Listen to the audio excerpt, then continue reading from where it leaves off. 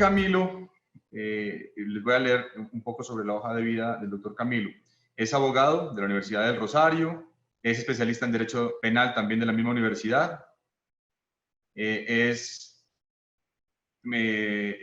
maestría en leyes en la Universidad de Columbia, en Nueva York, tiene también estudios en relaciones internacionales y graduado en con honores, y acaba de hacer una maestría en administración pública en Harvard.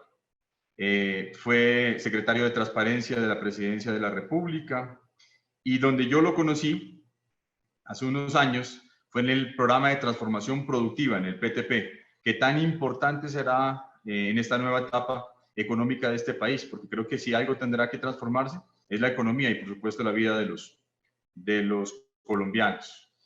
Aquí, como todos nuestros invitados, y les hemos comentado, tiene una hoja de vida muy larga, es casi de 4 hojas que creo que nos demoraríamos casi la hora entera en podérsela exponer, pero otra vez agradecerle a usted, doctor Camilo, por supuesto, saludar y agradecerle a todas las personas que en este momento nos están escuchando, la mayoría de ellos empresarios del departamento de Nariño, todos con una expectativa y con preocupación y por supuesto esperanzados en el nuevo futuro, esperanzados en qué se puede hacer. Por eso la conferencia se llama La esperanza en el tiempo del virus. Aquí no podemos echar reversa, aquí no podemos pensar sino en salir adelante juntos. Y eso nos lo ha demostrado todas estas actividades nuevas y probablemente diferentes que nos ha tocado hacer a cada uno desde la privacidad de sus hogares. Doctor Camilo, no darle la bienvenida de Nariño. Yo sé que mucho Nariño, la última vez que vino tuve la oportunidad de acompañarlo a la Cocha y prometió venir a la ciudad en Sucuy también para poderlo atender. Por supuesto, no poder hacer reunir personas que están más. Doctor Camilo, el tema fundamental de estas reuniones es qué es lo que está pasando desde su punto de vista, qué se debe hacer y por supuesto, cuáles serían los consejos para atender esa novedad de vida que viene de aquí para arriba, porque en realidad no sabemos ni cuándo se termine este aislamiento, ni cómo quedará el país, ni cómo quedará la economía. Solo estamos viviendo el día a día y vemos cosas novedosas y vemos cifras nuevas y vemos muchas actividades que antes no eran importantes, tomando el gran protagonismo en este país. Doctor, otra vez, muchas gracias y por favor le pido que nos ayude también hablándonos un poquito sobre ese tema tan coincidente que hoy vimos en noticias, que es el tema de la corrupción y estos recursos que van a llegar para afrontar esta pandemia. Muchas gracias. Gracias por la invitación. Un saludo especial al rector, a Víctor. De verdad que qué grato poder tener esta interacción con todos ustedes. Veo una muy nutrida concurrencia y me emociona mucho poder conversar con compatriotas míos a la distancia en este momento de tanto interés y de tanta novedad para todos nosotros. Yo creo que cualquier cosa que yo diga es relativamente improvisada frente a la magnitud de los eventos y frente a lo que pues todos estamos contemplando ante nuestros ojos, que es un gran cambio en muchos frentes de la vida en sociedad, de la economía, de la política, de los valores sociales, de la movilidad. En fin, ya me referiría un poco como entrando en materia en esos temas, pero de verdad que es un momento único y creo que este es un momento por esa razón especial para reflexionar como sociedad, como colombianos.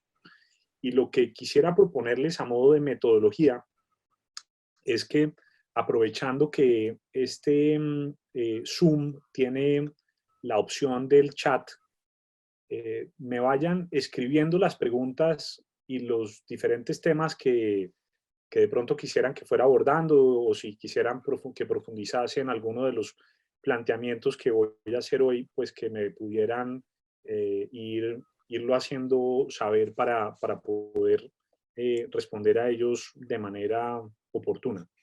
Lo que les propongo es que son las 5:05. Si les parece bien, José y todos, voy a hacer una reflexión de entre unos 15, 20 minutos con lo que creo que son los aspectos más sobresalientes de lo que está pasando, y después de eso podríamos abrir una conversación creativa con todos los presentes, si les parece bien. Perfecto, usted es el que dirige esta charla, doctor, y esa va a ser la metodología, entonces usted nos guía. Perfecto. Bueno, entonces permítanme empezar con una reflexión de Vamos a naturaleza. colocar Sí.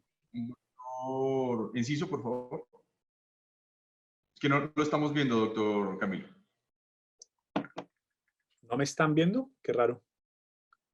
Aquí tengo la cámara. No, sí, sí, lo Sí, estamos sí, se lo viendo, mira. pero mientras no Estamos habla. viendo, José. ¿Y lo están viendo? Sí, señor. Perfecto. Entonces, Bueno, entonces arranco. Entonces lo que les quería decir es que a modo de introducción, creo que vale la pena, sobre todo en este tipo de momentos, ir a la filosofía, que siempre sirve como fuente de inspiración y de reflexión más trascendental sobre en dónde estamos y hacia dónde avanzamos como sociedad. Hay un autor que a mí me parece muy interesante, que es Hegel, y para los que no odiaron demasiado la filosofía en el colegio o en la universidad, probablemente recordarán que Hegel eh, interpreta la historia a modo de dialéctica, a modo de procesos en los que se contraponen tesis, fuerzas históricas determinadas que avanzan en una dirección, con antítesis, que son fuerzas de choque, fuerzas de reacción. Y digamos, la teoría de Hegel es que cada fuerza originaria, cada tesis genera una antítesis. Eh, cada fuerza que avanza hacia arriba tiene una fuerza de gravedad que la jala hacia abajo. Y en general, digamos que esa es la interpretación que él hace de la historia. Pero como resultado de ese choque de fuerzas contrapuestas, siempre para Hegel hay una síntesis histórica, hay un nuevo estadio de la humanidad, una nueva fase de evolución desde los aspectos más fundamentales de lo que es la estructura social. Tiempo después, Carlos Marx utilizó la teoría dialéctica de Hegel para construir su propuesta de lo que él llamaba el materialismo histórico, que era que cada tesis tenía su antítesis, pero todo eso lo interpretaba desde las fuerzas económicas. Lo cierto es que, volviendo a Hegel, es que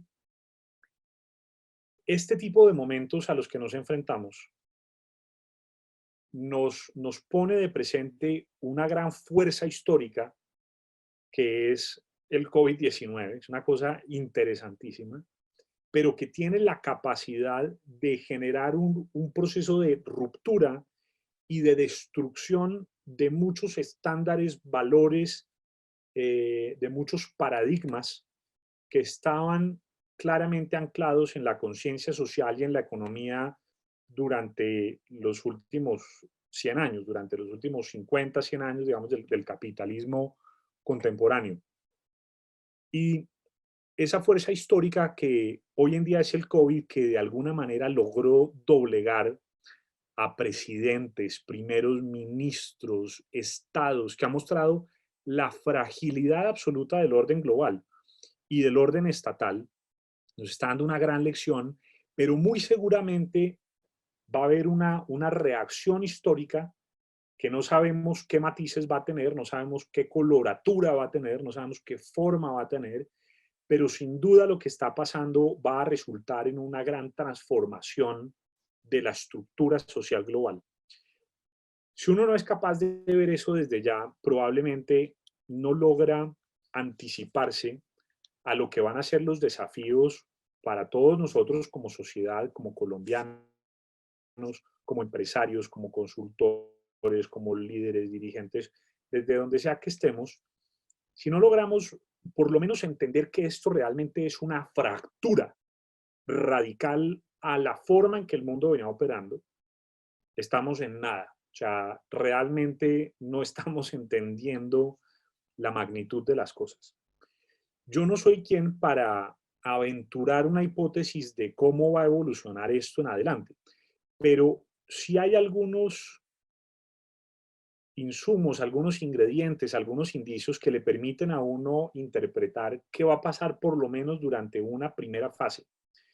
Y lo que quiero compartir con ustedes es lo que yo creo que son como esos aspectos centrales de lo que va a ocurrir en el corto y en el mediano plazo. Ya veremos en el largo plazo, en ese proceso de reinvención del orden global y de la sociedad y de la economía que va a terminar ocurriendo. Pero permítanme ir ingrediendo ir sumando algunas de estas píldoras o algunos de estos elementos que yo he ido observando. Lo primero es que el COVID-19 sí está generando el mayor desafío al proceso globalizador que hemos vivido durante los últimos 2 siglos. Durante los últimos 2 siglos, todas las fuerzas históricas habían avanzado de una manera tal que habían ido logrando imponer la preeminencia de la integración global de los mercados, de la sociedad, de los regímenes democráticos, del flujo, del libre flujo de personas, de capitales, de bienes, de servicios, de las telecomunicaciones, etc. Pero con el COVID-19, la reacción que estamos teniendo es muy contraria. Lo que estamos observando acá es el cierre paulatino en un principio, pero ahora radicalizado, agresivo y rápido de todas las fronteras nacionales. Es decir, todos los estados tomaron las decisiones, algunos más tarde que otros, pero todos hoy en día, creo que sin excepción, terminaron tomando las decisiones de cerrar sus fronteras con unas medidas de cierre de aeropuertos, de cierre de puertos, de prohibición del ingreso y la salida de cualquier ciudadano o de cualquier extranjero. Y eso es muy interesante porque durante siglos y siglos y siglos jamás habíamos visto algo de esa naturaleza. Obviamente, cada país, cada estado es dueño de sus decisiones soberanas de decidir a quién deja entrar o no. Algunos países tenían visa, había países a los que era muy complicado ir, pero lo cierto es que el movimiento de viajeros había sido una realidad durante los últimos siglos innegable, que lograba integrar economías, que lograba el flujo del turismo de entrada y de salida, que lograba facilitar los negocios, que lograba integrar además al hemisferio sur, digamos, del planeta en los procesos educativos del hemisferio norte. En fin, digamos que había un proceso de integración global que estaba avanzando.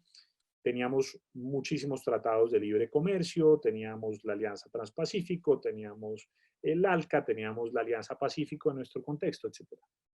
Pero todo eso, de alguna manera, con todo este cuento, entra en una parálisis rápida que yo creo, insisto, que es el mayor desafío al proceso globalizador que habíamos vivido durante los últimos siglos.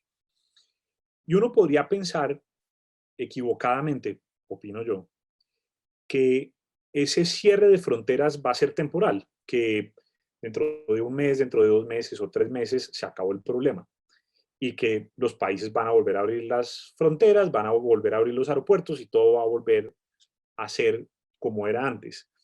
Yo creo que es una gran equivocación pensar eso.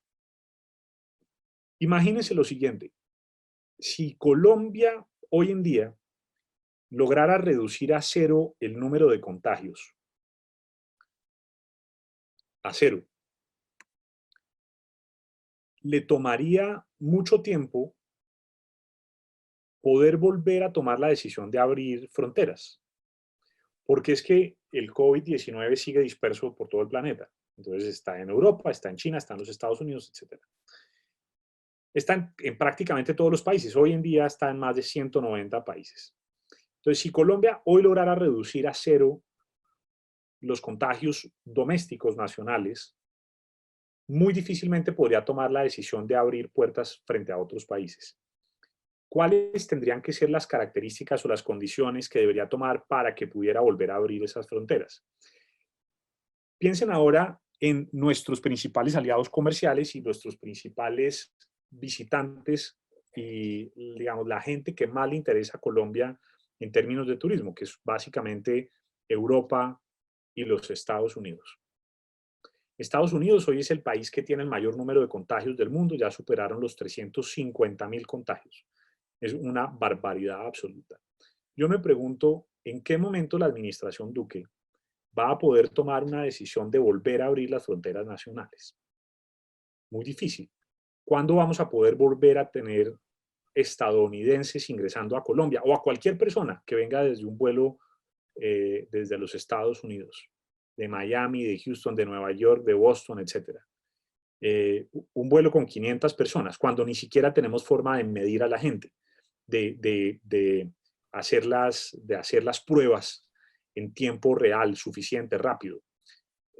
Si tomáramos la decisión de volver a abrir esos vuelos comerciales para Estados Unidos, se imaginaría uno que la medida que aplicó hace más de un mes largo o hace 3 semanas y media de la cuarentena para todos los que estuvieran llegando de España, por ejemplo, pues tendría que aplicar a los ciudadanos estadounidenses y a quienes vinieran de los Estados Unidos.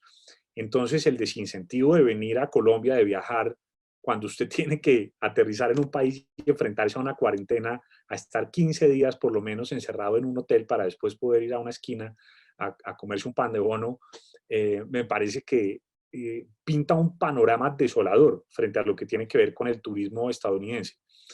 Y un departamento como Nariño, por ejemplo, que tiene una belleza extraordinaria y que, digamos, tiene un potencial ecoturístico inmenso, creo que va a enfrentarse a una dificultad para poder reactivar una economía de turismo en los próximos meses, por lo menos con el turismo internacional.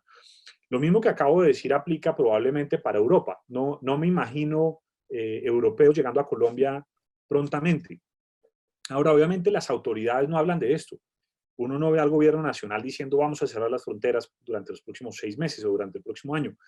Pero si uno piensa con sentido común, pues no me imagino qué tiene que pasar para que podamos empezar a recibir vuelos otra vez de España cuando todavía estamos en semejante problema, cuando no hay una vacuna, cuando hay mucha especulación de gente y grupos de investigadores que supuestamente la están desarrollando, pero lo cierto, por lo menos las conversaciones que yo tengo con gente que sabe de este tema, es que el desarrollo de una vacuna, la distribución y la puesta, digamos, de la vacuna para que cubriera una población como la colombiana fácilmente puede tomar 2, 3 años. Entonces, esto no va a pasar rápido. Entonces, insisto, tenemos un gran proceso antiglobalizador que se materializa en el cierre de fronteras, en el cierre del flujo de viajeros, de ciudadanos. Y aparte del turismo, pues obviamente una cosa es el turismo de placer y otra cosa es el turismo de negocios. Y el turismo de negocios obviamente pues requiere el contacto físico, o por lo menos así ha sido importante durante las últimas décadas, de todos modos, en el mundo de los negocios, que las personas se trasladen, que hagan una visita a los lugares, que puedan mirar en dónde es que van a poner la plata, cuáles son los negocios en los que van a invertir, etcétera, que puedan conocer personalmente a sus pares o el mercado, en fin. Entonces, esto sin duda va a ralentizar también todo el proceso de inversión extranjera en Colombia.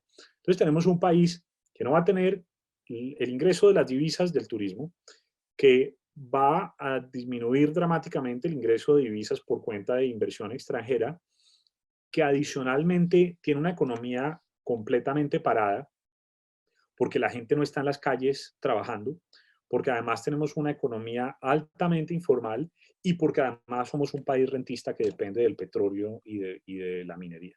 O sea, esa es la realidad de lo que es Colombia. Y la agroindustria y los demás sectores, y la industria colombiana, pues son sectores relativamente pequeños, incipientes, que trabajan con las uñas, pero si Colombia ha tenido un desafío inconcluso, sin duda, es el de la diversificación económica.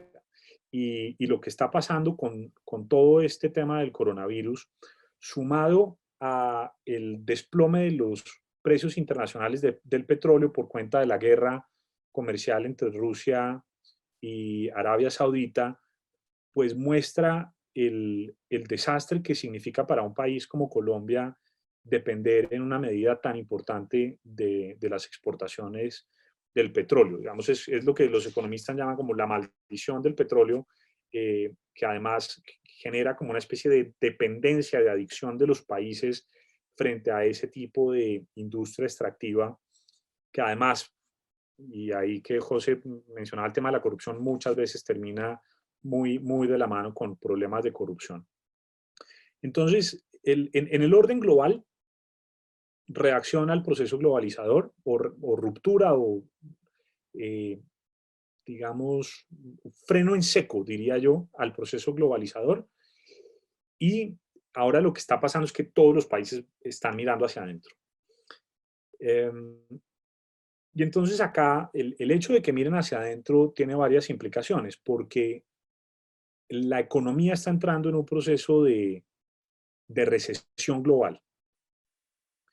Y como hay recesión global, la fórmula típica y la fórmula que se necesita para un país como Colombia, a la que me referiré también en un momento, pues tiene que ser la inyección de recursos del Estado. Tiene que haber gasto público que logre dinamizar la economía y que logre mantenerla a flote. Pero eso que aplica para Colombia también aplica para todos los demás países. Y todos los demás países necesitan incrementar el gasto público y el consumo doméstico. Y eso implica que tiene que haber o que va a haber un mayor esfuerzo de los estados por comprarle a sus proveedores domésticos. El flujo de mercados, de bienes internacionales, bien sea de la agroindustria o de cualquier otro, va a sufrir, creo yo, un golpe violento y la principal fuente de compra de esos productos van a ser los estados. Entonces, Colombia que es un país que exporta una parte importante de su producción agrícola, creo que va a enfrentarse al desafío de ver cómo los demás países están reaccionando para poder incrementar su gasto público doméstico y garantizar que hacia adentro fluyan recursos de la economía y del Estado de manera rápida y pronta. Entonces, me parece que ahí vamos a tener desafíos adicionales. Ahora, frente al tema de la economía nacional, digamos, ya en el orden puramente interno doméstico, lo que uno ve es un país que vive en una gran medida de la economía informal, que no tiene fuentes distintas de subsistencia si no logra estar afuera en la calle, lo cual agravaría la pandemia para el caso de Colombia. Y entonces, la pregunta es, si me quedo en casa, no como.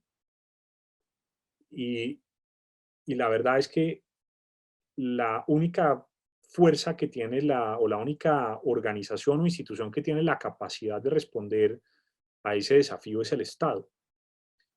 Y entonces el Estado tiene que responderle a los ciudadanos y en particular a las poblaciones más vulnerables frente a su necesidad de alimento, de vida, de recursos para la subsistencia y de servicios públicos. Digamos, el Estado tiene que garantizar el acceso a bienes y servicios de primera necesidad. Y aquí es en donde yo diría que aplica la frase de que todos ahora somos keynesianos. Yo soy me considero y me declaro keynesiano.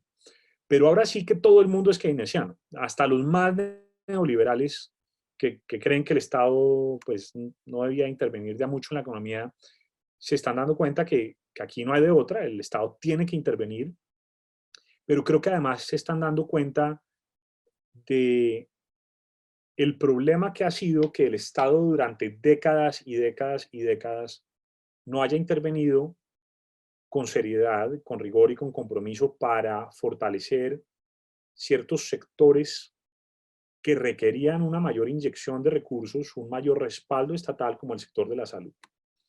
Y eso aplica en Colombia y aplica en todo el mundo. O sea, la verdad es que todos los sistemas de salud a escala planetaria se están enfrentando a la realidad de de tener un desabastecimiento inmenso de un montón de insumos, de productos y de bienes que eran necesarios para poder atender a la población en situaciones como esta. Y en el caso de Colombia, ni se diga, les comparto para que se den cuenta con una fotografía más aterrizada en lo local, para que se den cuenta de la magnitud del problema. Yo soy asesor de la gobernación de Caldas. Según un estudio que hizo la gobernación hace 3 semanas y media, si el COVID se dispara en la curva ascendente que se había proyectado originalmente, solo en el departamento de Caldas se calcula que en los próximos 2 meses puede haber aproximadamente unos 77.000 contagiados con COVID-19. Mientras tanto, el número de unidades de cuidados intensivos en el departamento de Caldas por camas asciende a 115 puestos, de los cuales únicamente 10 estarían disponibles para atender a los enfermos del coronavirus que requieran la atención en las unidades de cuidado intensivo. Entonces usted tiene casi 80.000 enfermos, de los cuales sabemos, porque esto ya son las cifras que hemos ido viendo, que aproximadamente entre el 5 y el 10%, dependiendo de los países, termina requiriendo la atención en unidades de cuidado intensivo. Entonces hagan los cálculos, más de 7.000 personas. Y supongamos que los más críticos necesitarían ser atendidos con carácter de permanencia. Por lo menos la demanda para un departamento como Caldas sería de unos 3.000, 2.500 unidades de cuidados intensivos. Tienen 10. Esa es la realidad a la que nos estamos enfrentando como país.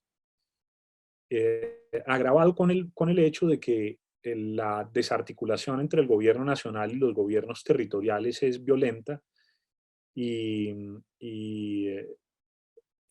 los esfuerzos que está haciendo el gobierno nacional, que en algunas cosas está atinando, creo yo, en muchas otras no, y no están siendo recibidas con buenos ojos y con buen ambiente en los territorios. Los gobernadores y los alcaldes con los que yo he podido conversar están muy molestos, muy preocupados y sienten que se les han quitado muchas herramientas para poder reaccionar directamente frente a este problema en los territorios. Insisto, hoy el gobernador de Sucre me decía, ya hoy tengo paralizadas 3 carreteras, bloqueadas 3 carreteras por ciudadanos que están exigiendo alimentos, no tienen comida. Y resulta que no pueden contratar los kits de alimentación escolar porque los proveedores territoriales al detal están ofreciendo unos precios que superan en 20% los de los mayoristas, pero los mayoristas no les venden porque están cuidando su inventario. Y entonces aparece el Contralor General de la Nación y dice que ya los gobernadores y los alcaldes se van a robar 80.000 millones de pesos. Entonces es un desastre, ¿no? Es descoordinación del gobierno nacional, gobernadores y alcaldes en lo territorial, el procurador y el contralor jugando a ser presidentes y a amenazar a todo el mundo. Entonces una crisis muy compleja también en el territorio nacional. Déjenme volver a la reflexión sobre esta idea de que todos somos keynesianos. La única forma de conservar o de lograr que la economía colombiana se mantenga a flote es con una inversión de recursos del Estado sin precedentes en la historia de Colombia. Yo pertenezco a un grupo, a un think tank, a un tanque de pensamiento relativamente nuevo, que se llama Laboratorio por la Igualdad y el Desarrollo Sostenible, LIDES. Con el Laboratorio por la Igualdad y el Desarrollo Sostenible le enviamos hace unos días una carta de recomendaciones al presidente de la República diciéndole esto es lo que creemos que debería hacerse en materia económica. Y lo primero que le decimos al gobierno es, ustedes necesitan invertir por lo menos un 5% del PIB para reactivación económica y para apoyo y asistencia a las comunidades más vulnerables que hoy en día no tienen comida, que hoy en día no tienen cómo pagar los servicios, que hoy en día no tienen nada de nada.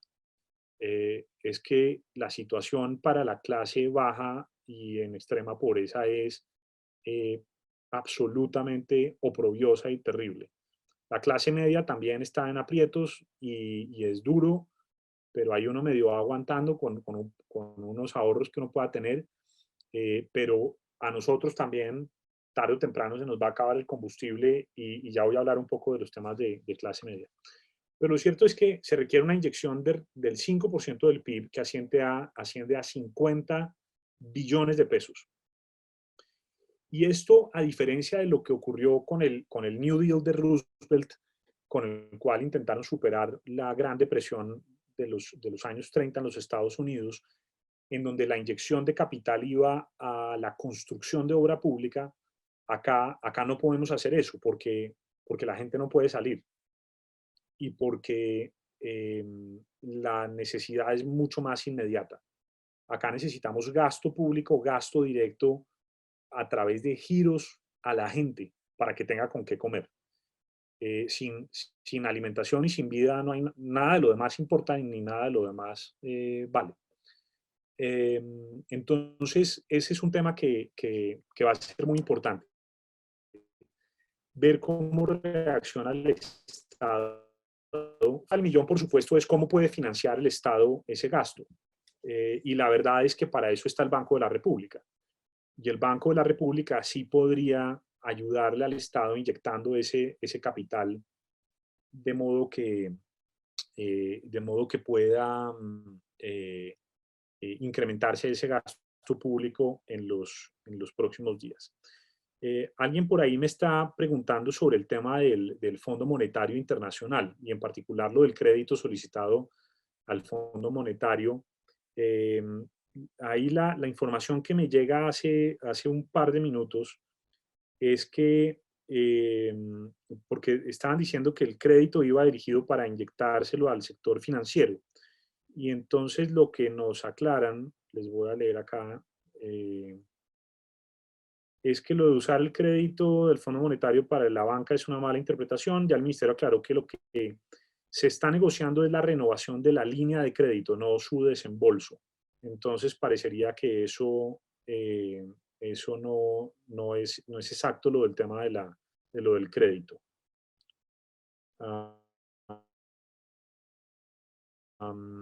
Solo para responder la pregunta que nos estaba haciendo Paulo.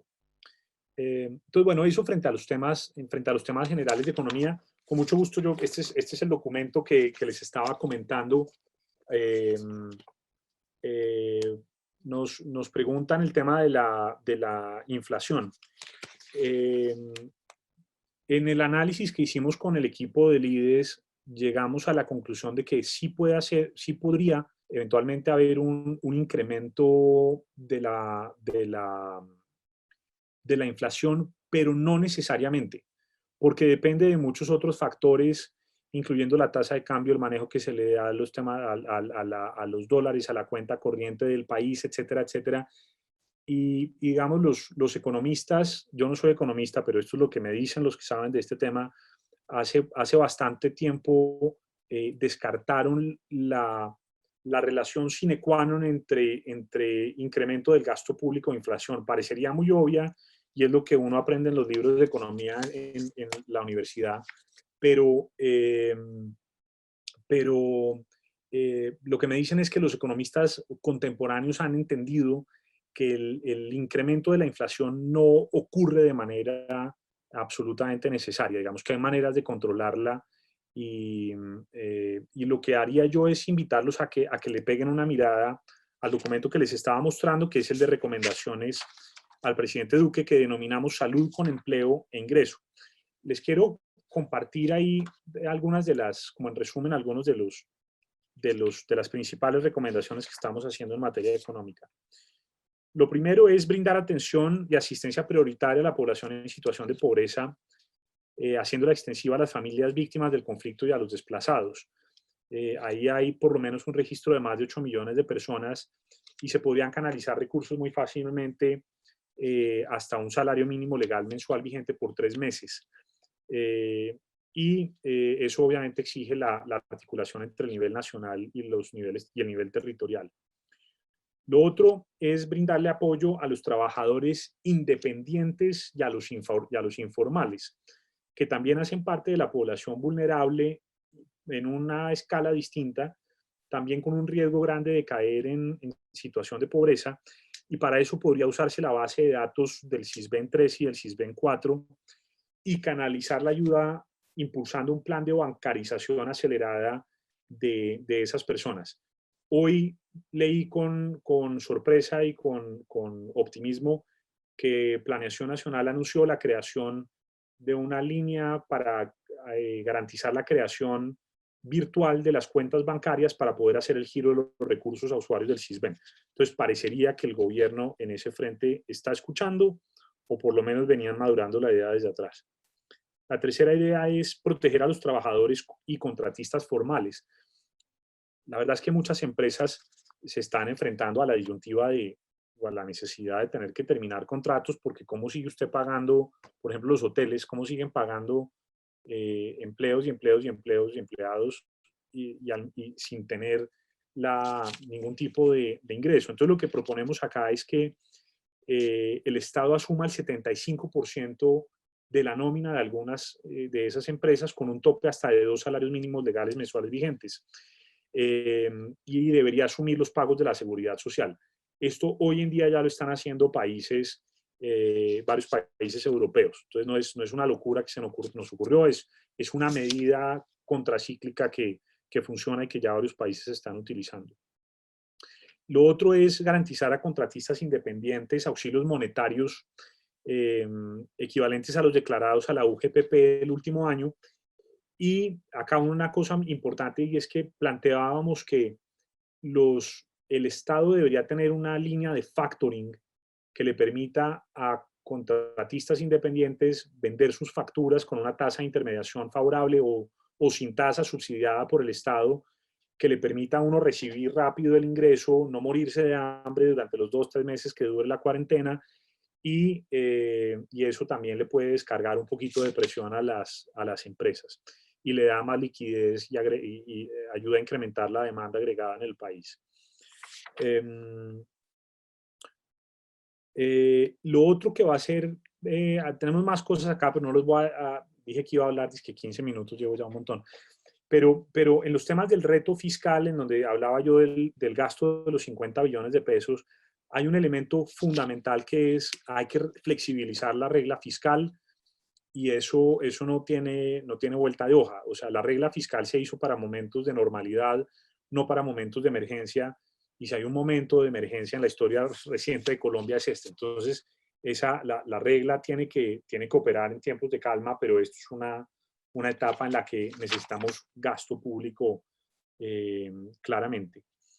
Y al final, lo otro es que sí creemos que Colombia tiene la capacidad y puede acudir a los organismos multilaterales de crédito en procura de financiamiento inmediato con tasas de interés moderadas para cubrir gastos de demanda de emergencia y para compensar el déficit en la cuenta corriente de la balanza de pagos, que obviamente pues es un asunto que genera bastante preocupación. Yo dejaría hasta ahí como los temas económicos que quería referir. Voy a terminar hablando de lo siguiente. Hablé un poco como del problema de la globalización, del problema de la economía local, y lo último que quisiera referir es el desafío que lo que está ocurriendo le genera al mundo y a Colombia en materia de valores. Yo creo que todo esto nos está permitiendo dimensionar de mejor manera qué es importante y qué no es importante.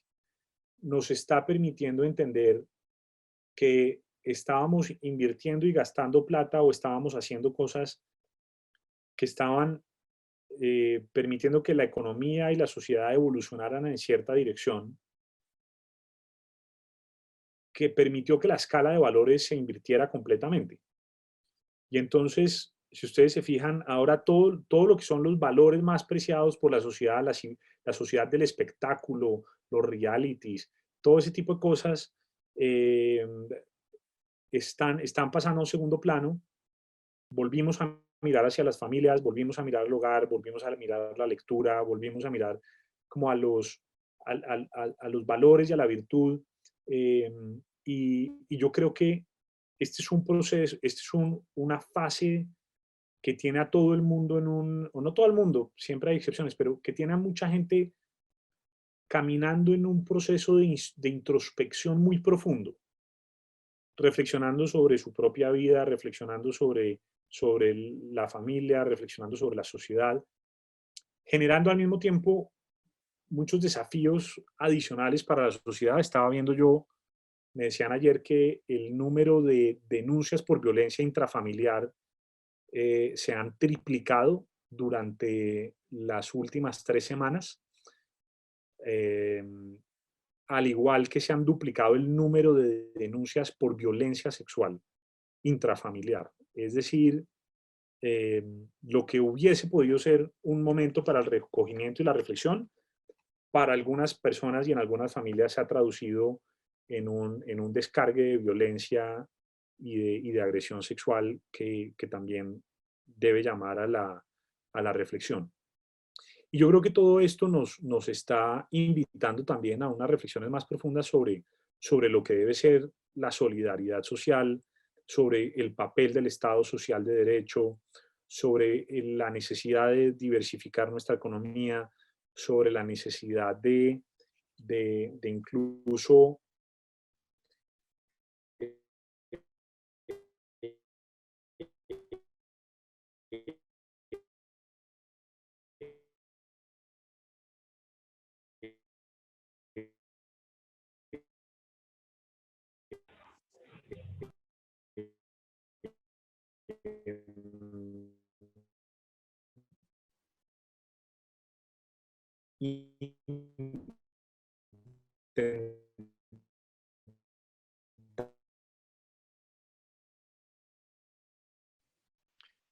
Doctor Camilo, tenemos inconvenientes con el sonido. Por favor, nuestros ingenieros, Carol, verificar a ver qué pasó, por favor. Un Eh, momentito, todos paciencia un momento. es por el internet de él, pero él se desconectó y creo que va a volverse a conectar. Vale, y pidámosle, por favor, doctor Víctor, que reanudemos en la parte que iba, que estaba muy interesante esa parte de los valores. Perfecto. Creo que está volviendo a entrar nuevamente para que estés pendiente, Harold, por favor. Sí, señor.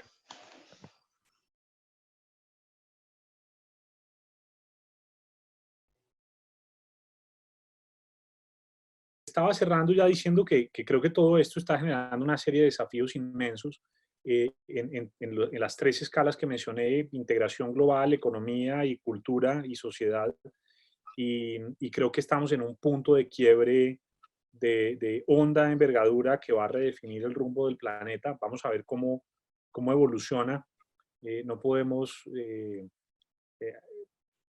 adivinar cómo se va a ver el planeta dentro de algunos meses. Todo está cambiando demasiado rápido, pero los dejaría con esas reflexiones y con gusto puedo atender cualquier inquietud o pregunta. Y me interesa mucho saber ustedes qué están viendo y qué están pensando. Muchas gracias, doctor Camilo, por su conferencia. Muy interesante.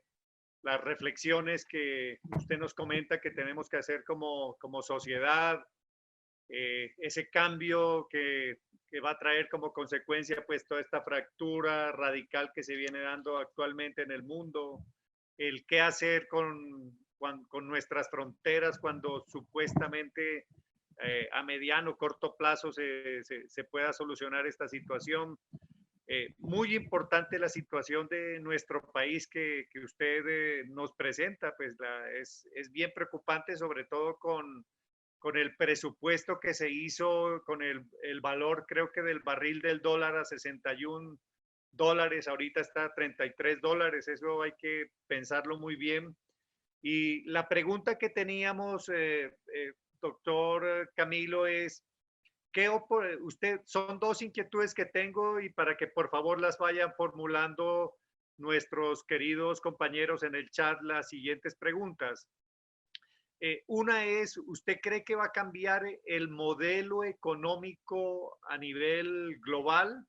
Y la otra es, ¿qué oportunidades usted ve post-COVID de nuevas iniciativas empresariales que se puedan presentar teniendo en cuenta pues este cambio de pensamiento, este cambio de valores, que la gente creo que va a ser muy complejo que salga de esta situación y piense en invertir en cosas que no son muy necesarias. Pongo un ejemplo, veo muy complejo que alguien salga ahorita después de toda esta etapa a comprarse un par de zapatos, una camisa o irse a espectáculos como los que usted habló, irse a un restaurante, o sea, hay cosas que la gente lo va a pensar dos veces. Entonces, ¿qué oportunidades de negocio se pueden presentar con oportunidad de este nuevo cambio de pensamiento, doctor Camilo?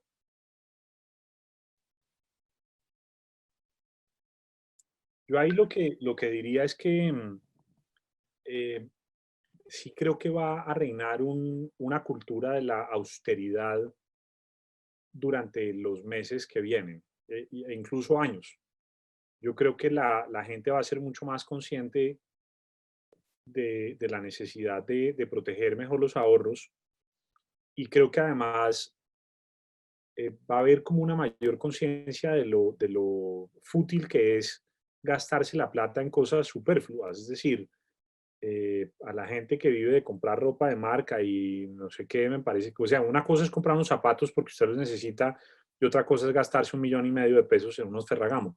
Sin decir que una cosa está mal, o sea, yo en eso no pienso que haya como un reproche moral profundo que hacer, pero creo que la gente que está en esa situación sí se lo va a pensar dos veces, por lo menos durante un tiempo. Creo que la cultura light y lo que Mario Vargas Llosa llamaba la civilización del espectáculo va a menguar un poquito. Yo creo que la gente va a desarrollar un poco más de conciencia social frente a lo que es una vida responsable y austera y frugal. Eh, lo cual no quiere decir que no haya muy buenas oportunidades para los negocios. Yo creo que ahorita hay muchas empresas y muchos sectores de la economía que están creciendo rápidamente. Las acciones de muchísimos medios digitales, herramientas como esta, como Zoom, están disparados. Creo que tuvieron un percance la semana pasada porque estaban hackeando algunas reuniones, pero más allá de eso, WhatsApp, Zoom, Facebook, etcétera, todo lo que son redes sociales y mecanismos digitales y colaborativos para trabajar en equipo están disparados. Hay empresas de tecnología en Colombia haciendo cosas interesantes. En el sector salud creo que también va a haber un gasto público global muy importante. Probablemente se va a triplicar o cuadruplicar el gasto público en el sector médico a escala planetaria. No, me acabo de inventar la cifra, no sé, pero digamos, la lógica me dice que ese gasto público global va a multiplicarse exponencialmente. En los temas del sector farmacéutico también. Creo que también va a pasar algo interesante en países como Colombia y otros, y es la necesidad de garantizar lo que la izquierda tradicional ha llamado la seguridad alimentaria, ¿no? Que es como la capacidad de un país de autoabastecerse frente a una emergencia como estas, que digamos, el problema ahí es que la lógica de mercado y la lógica de la economía tradicional es el comercio nos beneficia a todos y entonces yo puedo producir un bien más barato y gracias a la diferencia relativa de los costos de producción, todos ganamos, ¿cierto? Pero acá lo que estamos viendo es que el mercado global se cerró.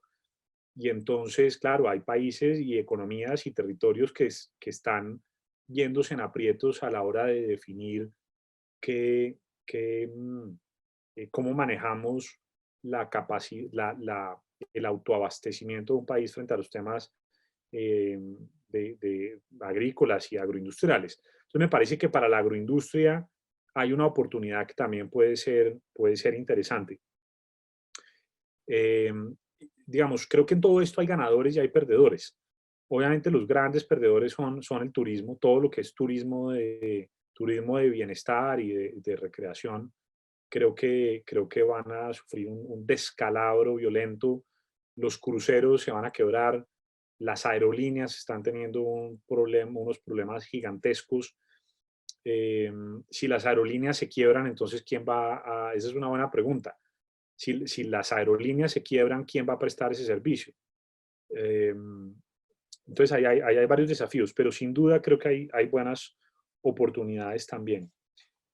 Ahora que si el modelo como tal va a cambiar, yo no podría aseverarlo, pero me parece que hablaría muy mal de la humanidad, de la gente de negocios y de los líderes globales, si después de este descalabro al que nos estamos enfrentando no se da una cumbre global para repensar el modelo de desarrollo económico a escala planetaria que garantice la sostenibilidad real, entendida como el cumplimiento de las metas de los objetivos de desarrollo sostenible, que incluye unos planes de acción mucho más agresivos para contener el calentamiento global, para garantizar la integración de las economías subdesarrolladas y de las poblaciones más desfavorecidas. O sea, creo que eh, posiblemente va a seguir habiendo capitalismo,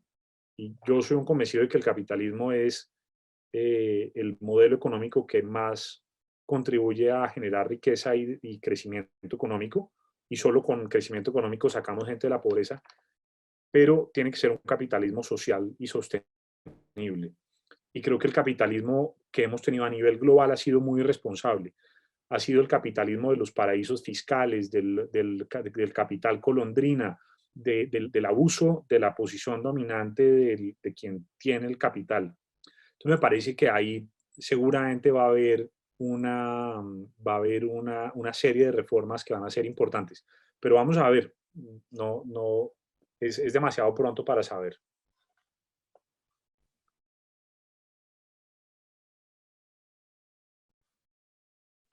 Veo Muchas que hay gracias, algunas, doctor Camilo. veo que hay algunas preguntas. ¿Me escucha, doctor Camilo? Sí, sí, lo escucho. Muchísimas gracias. Nos pregunta Elkin Vallejo, en medio de la crisis hay oportunidades. Usted que conoce nuestro departamento, ¿qué oportunidades cree que se puedan aprovechar a futuro para el departamento de Nariño?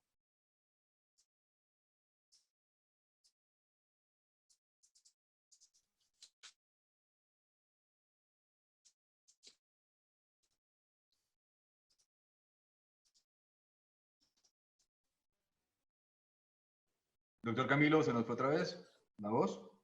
¿Imagen? Parece que sí. Ah, ya lo estamos viendo. ¿Nos escucha, Es doctor Camilo? un buen punto. Yo, como decía ahorita, creo que Doctor, estamos eh, en comunicación, doctor Camilo.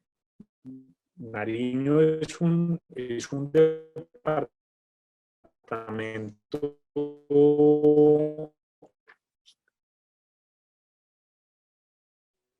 Doctor Camilo, se nos fue otra vez. ¿Podemos hacer el... que es una despensa importante de productos agrícolas. Yo por aquí estoy, ¿me oyen todos? Ahí, A ver. no, muy bien. Ahorita, ¿Me escuchan mejor sin cámara? Ahí lo escuchamos mejor, doctor Camilo. Ok, perfecto. Entonces, solo denme un segundito. Vale, entonces lo que les decía es que Nariño es un departamento que creo que es una despensa muy importante de bienes agrícolas y agroindustriales para el país.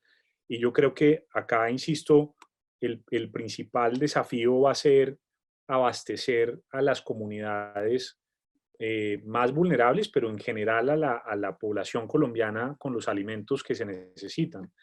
Y lo que creo es que el flujo de bienes, de productos agrícolas que normalmente contribuían parcialmente a abastecer el mercado colombiano, van a estar, eh, van a estar comprometidos. Es decir, por ejemplo, hablando del negocio del amigo José, entiendo yo que una parte importante del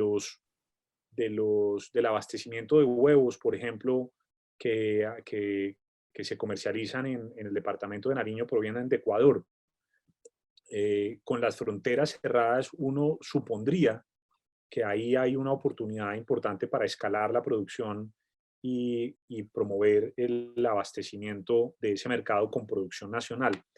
En el documento que les mencionaba de nuestras recomendaciones al gobierno, incluso una de las recomendaciones que incluimos, se las quiero compartir, iba específicamente orientada a que el Estado apoyara la producción nacional. Les leo lo que dice acá. Dice, B, apoyar la producción nacional y la protección del mercado interno, para lo cual se deberán tomar medidas de restricción a las importaciones, siempre que no afecten de manera grave el abastecimiento del mercado doméstico ni el acceso a bienes de primera necesidad a precios competitivos. Entonces yo creo que ahí hay una oportunidad que puede ser importante para la agroindustria. Y lo mismo para otros productos de la industria nacional que muchas veces se abastecían con importaciones de países que o bien ya no están en capacidad de producirlos, que no pueden tener a la gente en las fábricas produciendo porque simplemente están enclaustrados en cuarentena y el mercado nacional debe escalar su capacidad de producción para abastecer nuestras necesidades.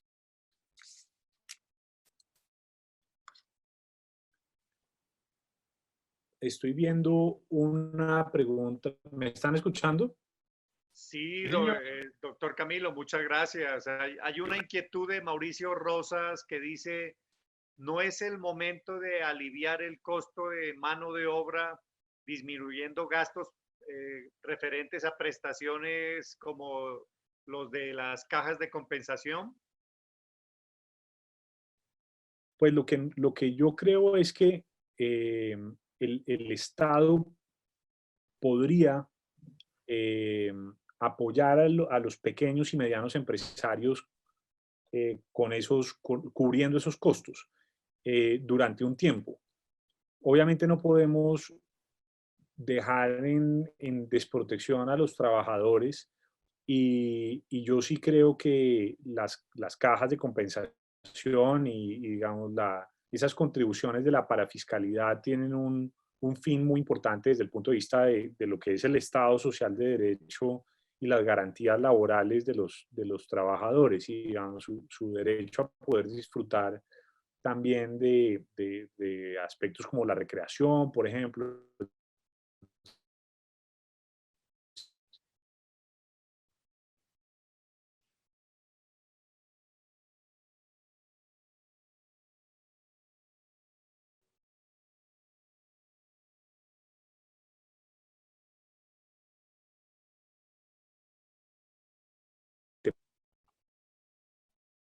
Hola, ¿se volvió a ir? Parece que es la conexión del doctor Camilo con la que tenemos algunos inconvenientes, desafortunadamente. Doctor Camilo, estamos otra vez con problemas de comunicación. Ingeniero Harold, por favor, que estén apagadas todas las cámaras para que con ello evitamos cualquier... Doctor Víctor Hugo, están apagadas todas, pero sí es la conexión Sí, es la conexión del doctor, ¿no? Sí, sí, en Sí, este señor. caso, sí, señor. Ya. Veremos Vale, a ya ver. tenemos tiempo para una pregunta más y logramos reconectarnos. Y a todos agradecerles la participación, todo el entusiasmo y el tiempo que le están invirtiendo a estas charlas y a entender y a escuchar a los expertos en el país frente a diferentes situaciones. Esto obviamente no tiene un manual, esto nos cogió sin entenderlo ni tampoco con previsión, pero los expertos estarán haciendo lo posible pues, para poder planear un poco más y ver desde diferentes puntos de la realidad lo que puede venir para Colombia y para el mundo de aquí para arriba.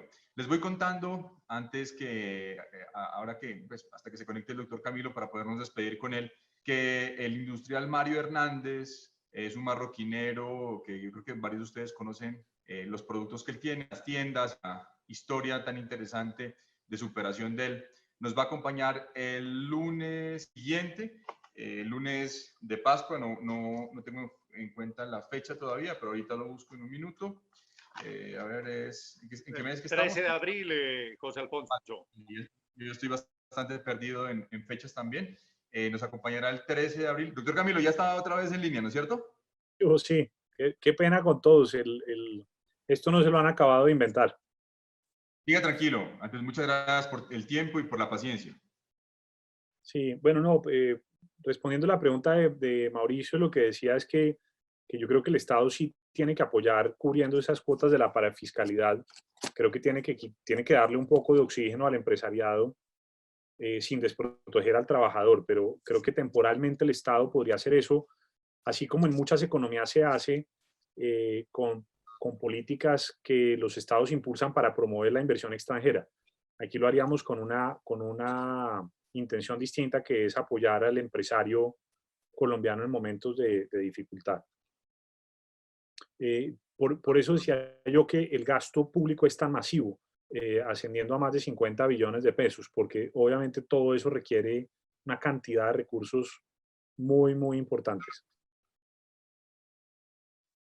Gracias, doctor Camilo. La última pregunta la hace María Muñoz. Nos dice, en ánimo de equidad y efectividad aplicables al momento, ¿qué mecanismos debería establecer el Estado para que la bancarización para la entrega de los auxilios no se convierta en una línea de negocios muy rentable para el sector bancario y evitar el riesgo de aumentar las brechas económicas a costa de la atención de la emergencia?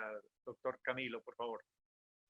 Sí, el Estado, con base en la declaratoria de la emergencia económica, puede legislar por vía de decreto legislativo. Y yo creo que podría imponer unas reglas claras para el sector bancario, en el sentido de que esas cuentas son cuentas de ahorros que no van a tener cuotas de manejo para los particulares y en donde además pues el sector financiero no debería estar utilizando esos recursos, digamos, para lucrarse y llenarse más los bolsillos, digamos, que es algo que ocurre ya suficientemente, digamos, con el negocio que les funciona muy bien. Pero lo que sí es claro es que esto debería ser costo cero para digamos, la intermediación del sector financiero para esos efectos debería ser de costo cero para el Estado y de costo cero para los beneficiarios de las cuentas. ¿En qué gana el sector financiero? Gana con penetración.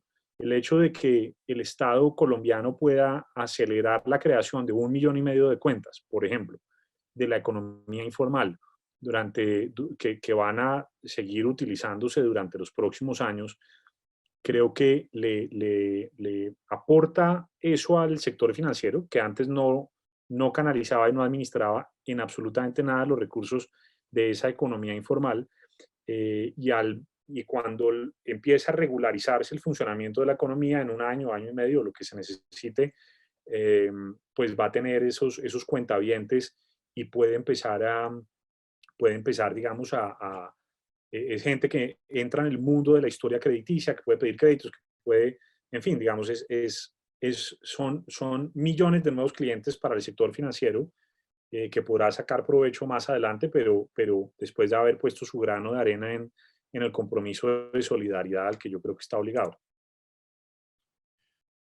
Muchísimas gracias, doctor Camilo, por su generosidad, por compartir su conocimiento, su experiencia, su visión de lo que está pasando actualmente, de lo que puede pasar a futuro.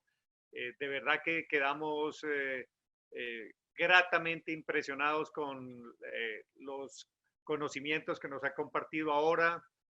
Todo este grupo pues tiene, como usted lo sabe, un objetivo común, y es el de ayudar a la comunidad, sobre todo en estas 2-3 semanas que se vienen, pero por sobre todas las cosas, con sus consejos, nuestros empresarios quieren tener una visión clara de qué hacer, como lo hemos dicho, a corto, mediano y a largo plazo. Muchísimas gracias, doctor Camilo, en nombre de la Universidad Cooperativa de Colombia, del Grupo Agronova, de la Fundación Juan Ambú y de PAI, que son las empresas y las instituciones que se han organizado para presentarles a los empresarios este ciclo de conferencias con personas de talla nacional e internacional como lo es usted.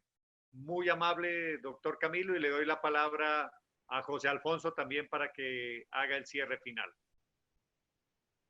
Doctor Camilo y todos, muchas gracias por esta oportunidad de reunirnos en torno a un tema tan importante y tan trascendente para la vida del mundo.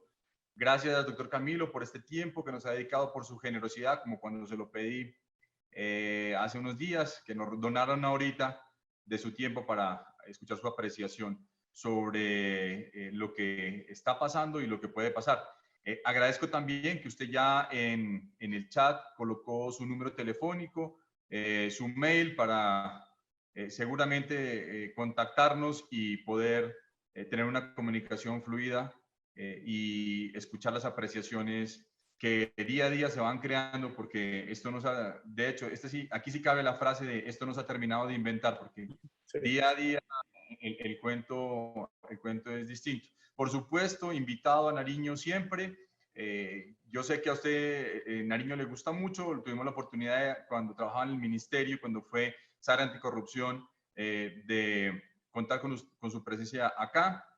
Entiendo su tiempo tan reducido, pero por sus actividades, pero siempre Nariño será su casa.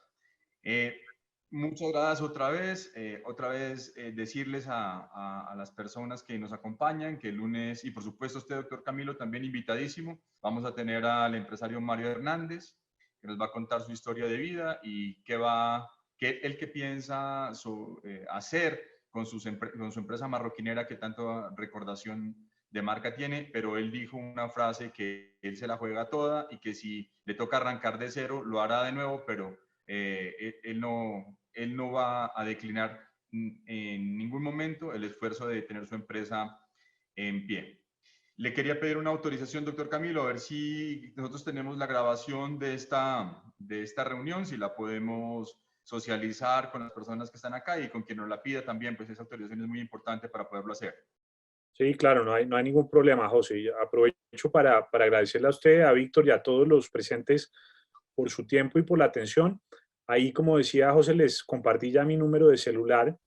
Les quisiera pedir muy especialmente a todos que porfa me envíen un mensajito de texto por WhatsApp y diciéndome su nombre y la organización a la que pertenecen para quedar en contacto. José sabe que yo soy una persona que quiere mucho al departamento de Nariño y ojalá que en mi próxima visita pueda conocer a varios de ustedes personalmente.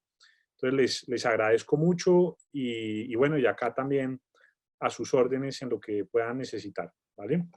Entonces, un abrazo y mil gracias. Muchas gracias, doctor Camilo, por su generosidad. Un gran abrazo y cuídese mucho, igual para todos.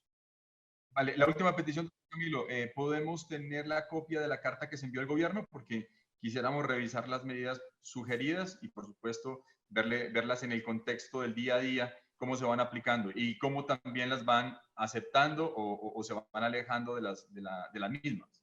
Con mucho gusto, ya se la envío para que la pueda compartir con el grupo. Vale, muchas gracias otra vez a todos y quedamos listos para la conferencia del lunes, si Dios permite, con el empresario Mario Hernández. Doctor Camilo, ya le envío también el link para que por favor nos acompañe ese día y podamos enriquecer estas charlas y también tener una actividad distinta dentro de todo lo que nos ha cambiado en este último mes. Muchas gracias y una bendición especial para todos. Un abrazo para todos y una feliz noche. Muchas gracias.